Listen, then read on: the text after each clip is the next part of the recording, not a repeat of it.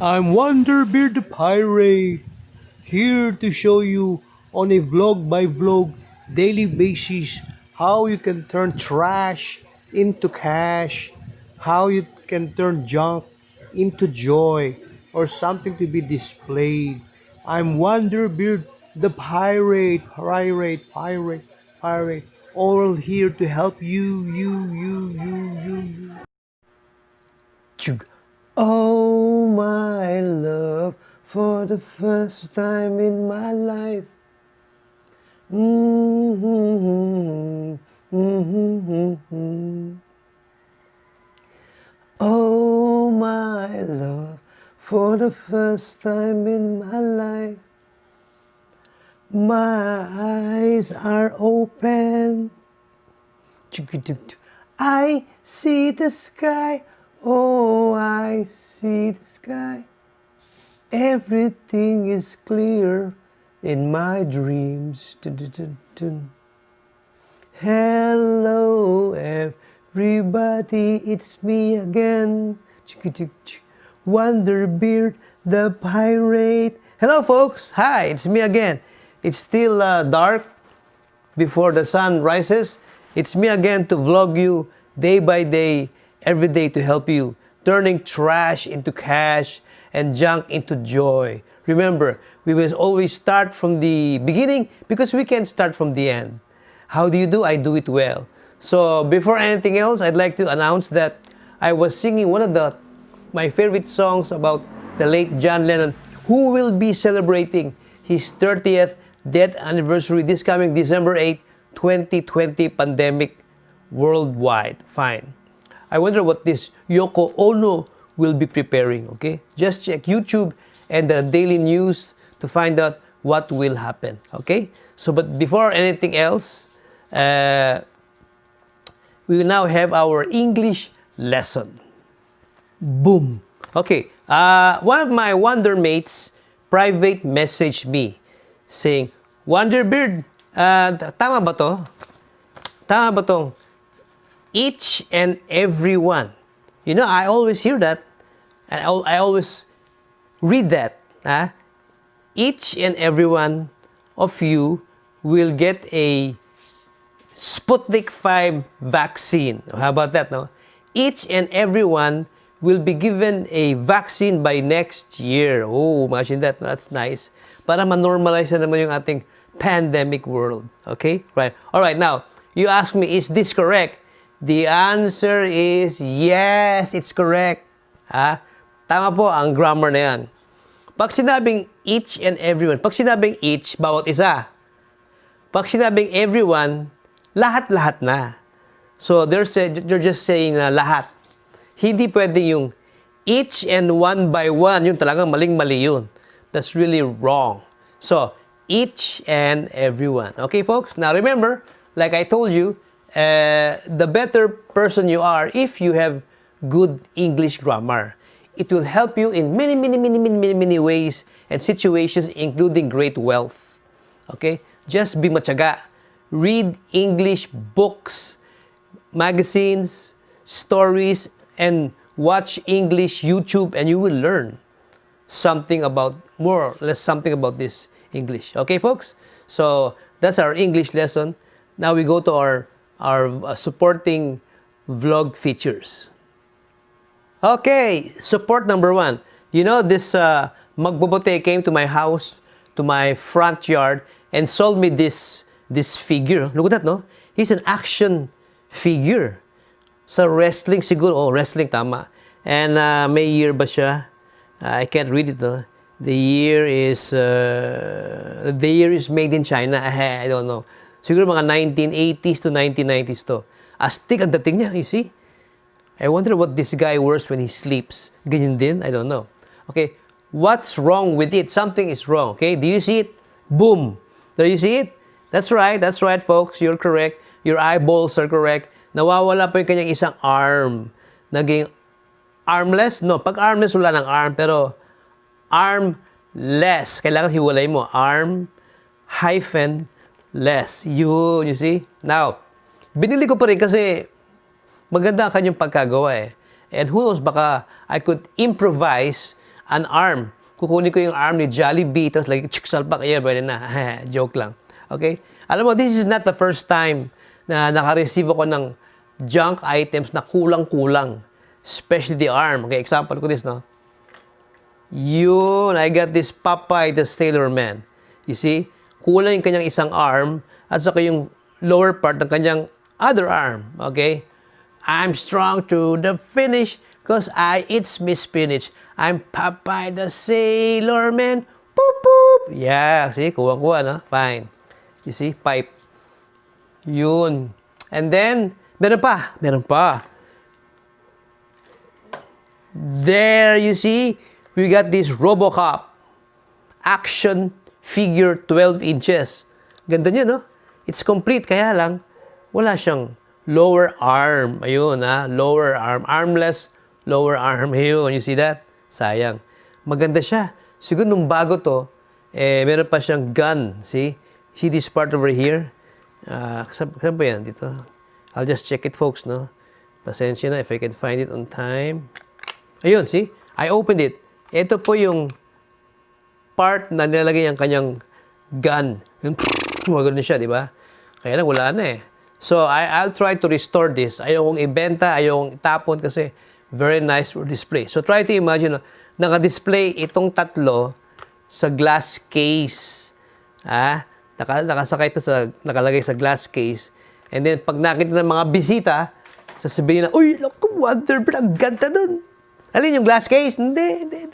Yung mga figures, yun. Ayan, tumama rin. Very good. You see? And I'll try to fix them properly. Okay? Very good. And then, we have another update. Okay? We have this, di ba I showed this to you? This, isang vlog pa, about 3 days ago. Itong remote-controlled helicopter na busted. Ayaw talaga. Wala na nga yung remote. Parang kulang-kulang pa. You see? The LEC is also an issue. Ayun. Now, kahapon lang, I received another one helicopter. Okay? So, I got this first one. Ito yung pangalawa. You see that? This is the second one. Lalong mas busted. Wala rin siyang remote. Bali na yung kanyang buntot or tail. But I professionally fixed it with scotch tape. Yan, no? Kaya dumikit na siya. You see it? Scotch tape. Okay? So, anong plans ko? I cannot repair this kasi baka mas mahal pa mag-repair kaysa bumili. Okay? Bibili na lang. But I have no plans of having this repaired. Display na lang. So, nakagayan siya sa glass case. Ito naman tayo. Glass case, magkatabi siya. And then, pag nakita ng mga tao, matutuwa sila. Di ba? Yes. Okay, very good. Alright. And then, the next vlog feature is kind of malungkot na naman. Nalungkot ako kasi I saw this. Binenta sa akin ng magbubote. Okay? So, di ba I showed this to you dati? This Our Lady of Manawag. Oh, ang ganda, no? It's beautiful. Our Lady of Manawag souvenir with prayer pa. It's beautiful. Mama Mary and Baby Jesus. Kaya lang, na tinapon doon sa junk, sa kariton. Ba't kaya, no? I don't know. Baka naman, like I said before baka naman yung nagtapon. Baka, I'm just guessing with my brain. Baka naman hindi sila Catholic or other reasons. Okay?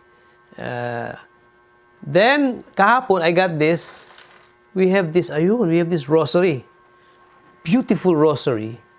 Complete, walang kulang. And look at the crucifix in front, no? Oh, ang ganda niya, no? It's well made, It's professionally made. And maganda siya kasi meron siyang inscription dito. Nakalagay there. Fatima, 1917-2017. You see? Nakalagay dyan, Fatima. Which means, this rosary is to commemorate the 100th celebration. Celebration of what happened in Fatima. Do you know what happened in Fatima? I think I do. Yung bang tatlong bata, they saw the image of Mother Mary sa isang lugar, in the open field. And that was a miracle, significant. That was in 1917. Okay? Bago nagkaroon ng World War I. Oh, grabe, no? So, ayun, tinapon to sa junkyard. So, I'll keep it. I will keep it. At meron pa siyang kasama. Actually, sama-sama siya sa isang pouch. Okay? Which is made of imitation leather. Okay? Zipper still good. Sa loob, I found this, no? If I have this Our Lady of Manawag, I have naman this Our Lady of Peace and Good Voyage, Antipolo City. Hello, kayo mga taga-Antipolo dyan. Hello. You see? Yeah, you see? Also very beautiful. In copper, in picture. Para siyang swerte. Our Lady, a prayer to Our Lady of Antipolo. You see? So may prayer siya sa loob. Ayun. So all these were junked by somebody.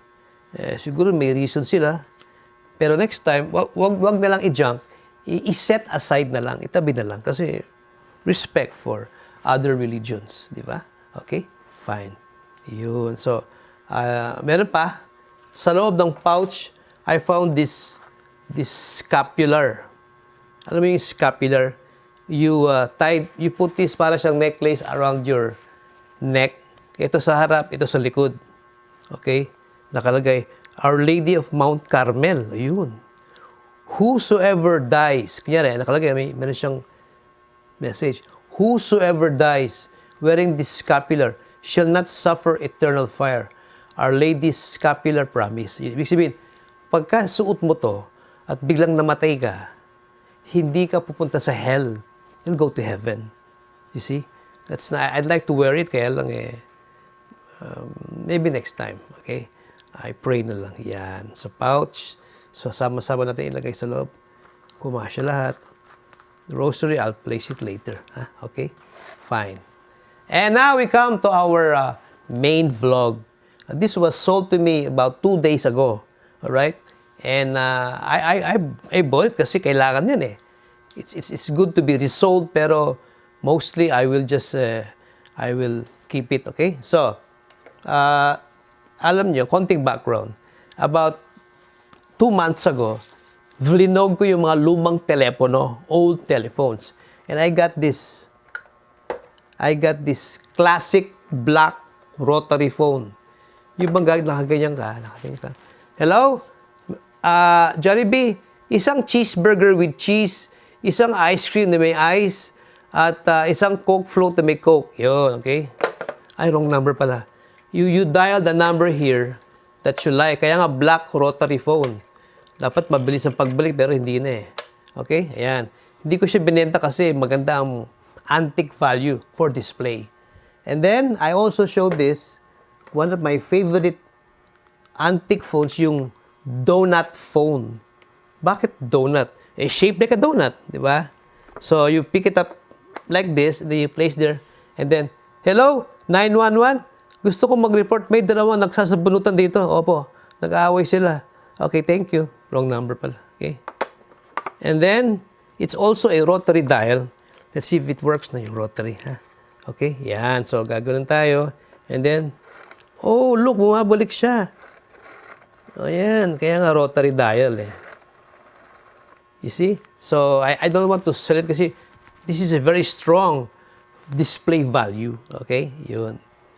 So, eto yung main vlog ko. May binenta naman sa akin isang black rotary dial phone. Okay? Okay, here it is, no? Bring it up. Tara! Ayan na itsura niya. You see? Now you say, Wonderbird, ba't ganyan itsura? Di ba? May stain siya, oh. Hindi ko matanggal yung mga stain na yan, eh. Oo, hindi ko matanggal. So, ang plano ko, I'll just use marker na parang ganito, yung mga marker. And then I will black marker it kung kaya. Tapos, total, dalawa na ito. Bebento ko na ito. Kasi I want to keep the other one. Ito, yan for display. Ito, benta na lang. Okay, you see? Online. Daming kalawang sa likod. Ganun talaga eh. Wala na yung kanyang cord. You see? The black rotary phone. Yun. Alam mo, hinahanap ko yung kulay red na payphone na rotary din na nakalagay 3 G centimos. So you put 3 G centimos or 3.25 And then you can now dial the number that you want. The moment you place coins, maririnig mo na yung dial tone. And you can now dial. Hello, pizza delivery? Do you deliver to Mount Mayon? Yun, mga ganun. Those kinds of things, okay? So with that, I'd like to say thank you again for being with my vlog. And just remember, folks, na don't throw away kaagad yung mga gamit. You try to conserve them. You try to save them. Kasi nga it's good for display or resale value. Okay? At saka you clean up the earth. Alright? Okay, fine. So, folks, that's it. I'd like to you to remember with me and Papay. By the way, did you know that yung nag-asawa si Papay at saka si Olive Oil, nagkaanak sila. So, ang tanong, anong pangalan ng anak? Do you know? Use your armpit. Use your brain. Okay, to summarize it, ang pangalan ng kanyang anak ay Junior. Yun. You can check that sa YouTube. Nandun si Junior. Okay? Maliit na Papay. Okay? So, that's it, folks. I'd like to tell you this. Please give me a good like, a good subscribe, and give me good comments. Yung bang, Wonderbeard, may Papay ako na stuffed toy na kompleto. Ayun, very good. Ha? Okay, so with that, I would like to conclude by saying that wherever you go, you'll surely be there. Yun, sinabi ni Papay, you will surely be there. Bye. We love you.